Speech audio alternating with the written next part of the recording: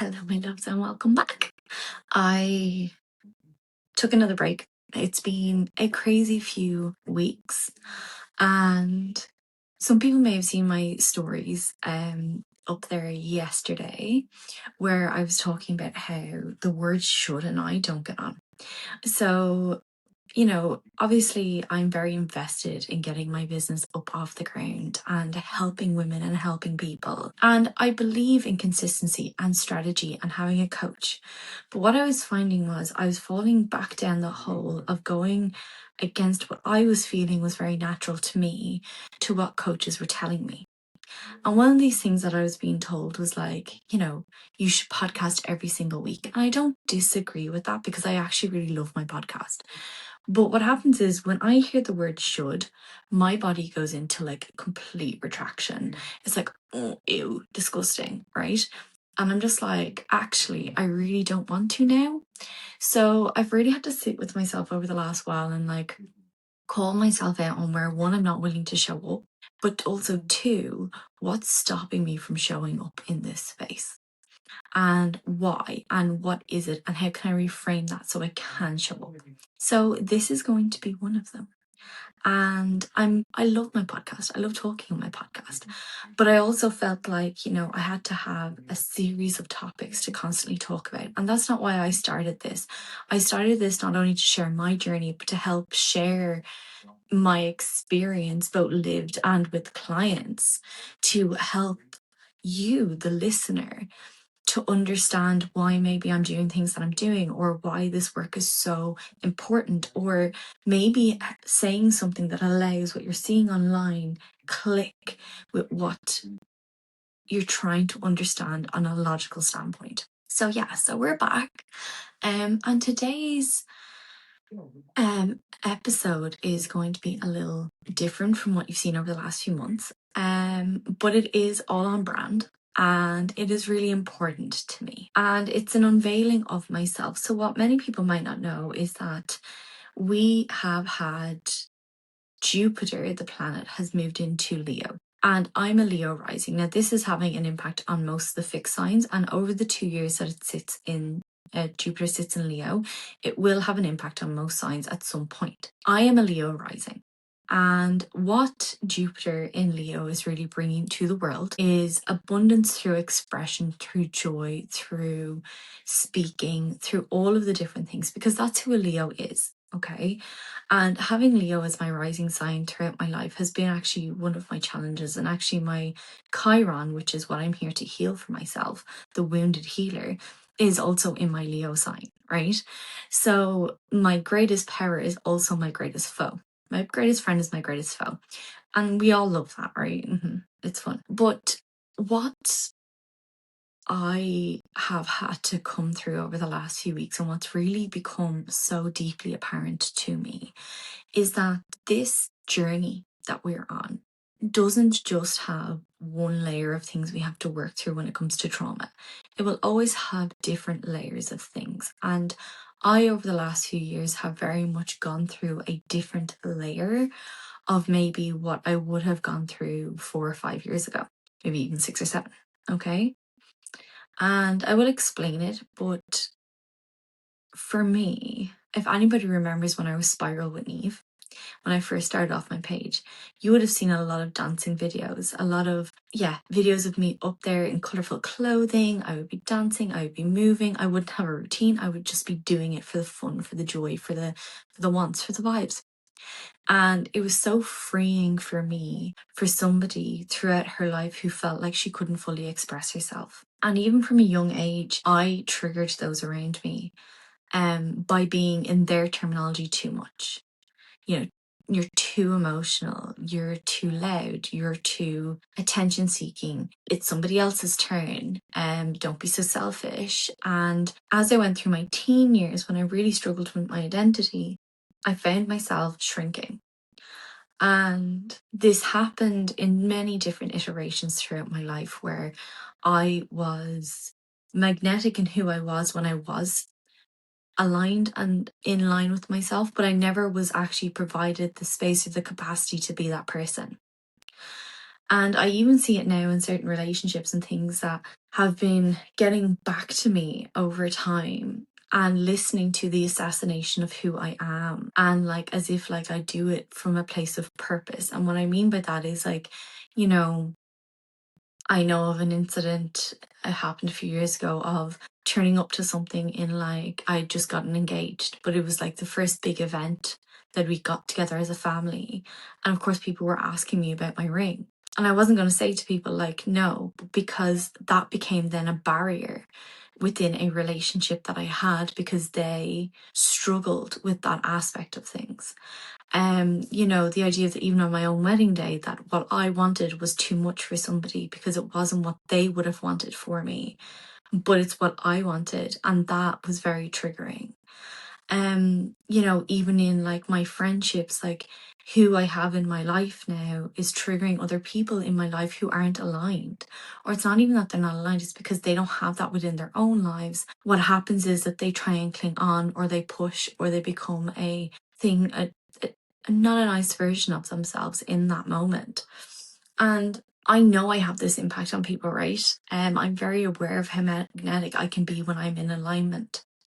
And when I was in my mid-20s, without actually knowing that I was in alignment, I look back and I can see there's a specific year or two where, while I still was working through some of the body dysmorphia stuff, the body dysmorphia was there, but like not all aspects of my life was in shit, right? But things flowed when I was moving my body regularly, when I was like working and I felt like I was achieving something, when I had friends that like I could go out, and yeah, there was aspects of it that weren't all healthy, but there was another aspect where I also realized how deeply magnetic I was as a woman, as a human.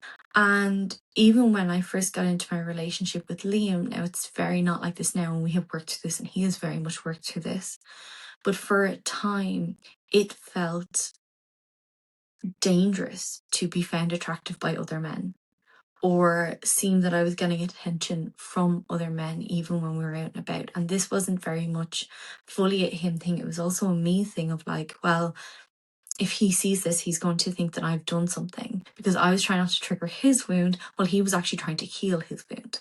And he never asked anything like that of me. And actually, to be fair, from the moment we got together, he never once accused me of anything. It was just that was my interpretation of what was going to happen. And I found it a way to dim my own light. And while we worked through that and I began to work through things, what I noticed was I started to become magnetic again, particularly once I started speaking out online, started dancing online, started changing my style again, feeling a little bit more aligned with who I am. What then pursued from that was then this downfall of aspects of my life, and effectively relationships broke down because of it. And I started hearing rumors about myself and different bits and pieces because I was, in their mind, too much. And while I have worked through quite a lot of this, and you know, I still, as you all might know, if you have got me on Instagram or on my podcast, I've still showed up. I've still showed up in pleasure. I've still talked about sex. I've still talked about womb space. I've still talked about energetics. I've still talked about these things. I speak about them because, one, I felt protected, because one, there was distance, but two, I obviously was able to block people from certain things. But then also, I was okay with speaking out about these things because I had people around me who supported me in it. I then obviously had my burnout with the business there about 2 years ago, and I started the business back up last year. And what I noticed when I was coming back into this space again was that because of what occurred over that year, because again, it was like an aspect of like my life was being cleaned out of people who don't actually appreciate me for me and don't actually understand themselves well enough to know that they're triggered or jealous or envious, or their reaction towards me is actually to do with what's missing in their own lives. And this next level came up, and like being the center of my own wedding, God forbid, and being the center of my own hens, God forbid, and all of these bits, and like getting myself up on stage to dance for the first time ever. These were all iterations, but with every time I stepped forward, something crumbled and it became painful.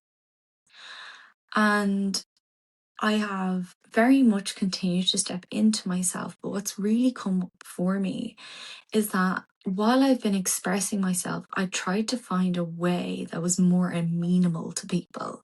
And like, rage baiting online is amenable to people now, right? Like, yes, you get rage bait and you write a snotty comment, but like it's become the norm. So that started to feel comfortable. Speaking online felt comfortable because everybody was doing it. But what I noticed was I was starting to dim other aspects of my own life. And one of these was like, I put up recent dancing videos that were not choreographed and I'm not in heels, right? I wasn't in a class. I've put up those videos because, yes, I chose to take up heels dancing for myself and I will totally go back. But I also know that putting up those videos became a safe space of like, but I'm learning this routine. So like I can put those up. And it's okay for me to be sexy in this expression because that was the dance. And I noticed that this is how I was getting around justifying it to do things. And with this next level of me stepping into abundance comes from my expression and my authenticity. And it wasn't that I wasn't being authentic to myself, I was, but I was also being quite reserved in my authenticity in certain aspects in fear of being persecuted. And I noticed over the last 6 months that my joy was going away. And a lot has come up again because this has been that year. Again. The whole Jupiter in Leo thing is releasing me from that. Apparently there's also another planet that's moving over the next few months that takes me out of something from 12 years ago. So we are here for that, right?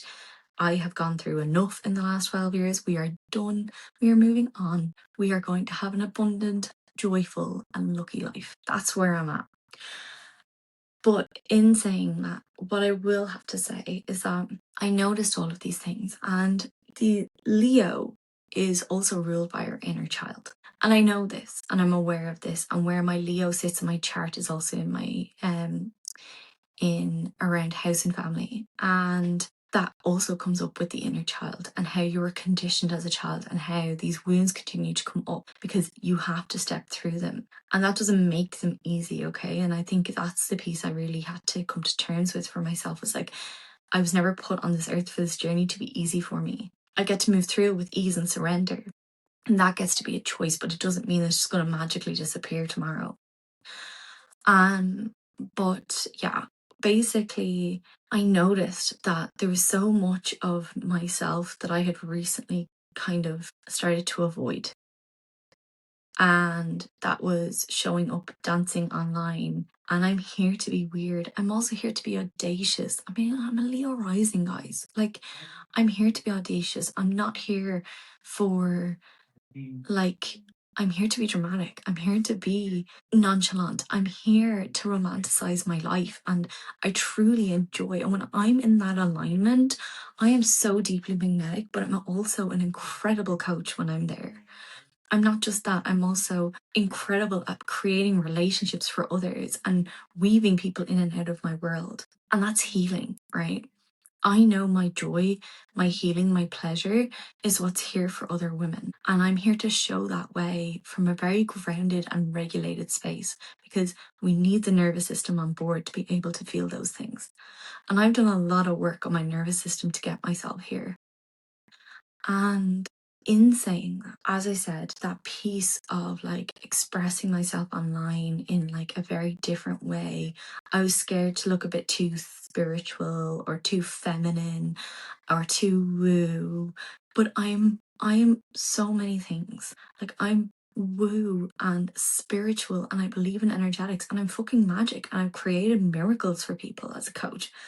And I also love laughter and being weird and just like sitting in the earth and love and eating a pizza and drinking wine and eating cheese. And like, I love both. I love that I can be both. And I get to also have a great business and run a phenomenal business and be strategic and create from that space. And that is the part that I'm learning to accept about myself and start to express again.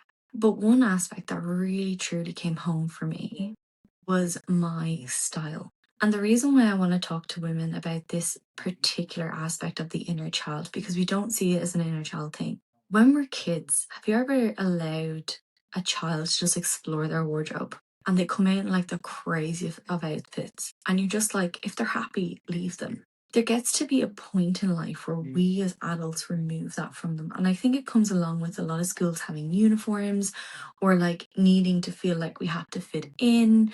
Like there's so much that comes with it of like, but I do believe a lot of adults start shaming before anything else. And when I was younger, I had two skirts, right? They were called my hoolie skirts. And my parents would have to make sure that one of them was always washed for the next day because I literally lived in them. One was like purple with like every colour flower you could find. And another one was navy with yellow and white daisies on them. And I was obsessed. I don't know what happened or when I stopped being allowed to wear them. It's possibly because I also would never keep my underwear on as a child. There was many a time my parents would get somewhere and realize that I had taken off my underwear. As a child, I was obviously very against clothing. I kind of still am. And I very much noticed that within myself over my years, like particularly when I came into the teenage years with like my mum only ever really shopping in pennies. And that's not on her, right? That's what was going on in the family, financially, all that kind of thing. I totally get it. But I never felt like I could fully experiment. And to be fair to my other two sisters, one went into both have gone into retail and were very good at expressing their own style for a very long time. I never felt comfortable expressing my style because I didn't know who I was. I didn't know how to fit in, and I was trying to fit in with other girls because I wanted to feel part of something. And in that, I very much killed my expression. And that obviously has been very hard for me because then, like, I went directly from my 20s into the corporate world and I lived most of my life there. And then I went into the spiritual space where it's all like, elephants on yoga pants and kimonos. She says that she's wearing a kimono. And having to look a certain way, or else you're like the Pilates matching girly and matcha girly, like with your two set. And I've never fully allowed myself to fully explore what I want to wear. And also, I've spent my whole life wanting to feel like I fit in, but also wanting to feel accepted and wanting to feel attractive. And I recently, many people might have seen this online, you might not have, but I recently invested in like the most me cardigan I've ever seen. It's like white. It was an investment. It has like patches of like different like stars, moon, color all over it. And I'm obsessed and I want several other pieces from Never Fully Dressed's website. But the idea was by investing in it to see how it felt. And oh my God, when I open that package, it brings me so much joy. Every time I open my wardrobe, it makes me so happy. And what I realized is I have been hiding in my clothes for a very long time because of what's been going on in my body, how I've been feeling about my body. And I've also not known how to express myself because I'm still listening to shoulds. You should wear X. This looks good on you. You should try Y. These are the only shapes you should be wearing. This is what. And I'm like, I actually am so over people telling me what I should and should not wear or what they think would look good on me. I had the same issue around when I was picking certain bits and pieces for the wedding. And like, I very much had to come back to like, this isn't theirs. Like I get to really sit with this and decide what I truly want to wear and what feels good to me.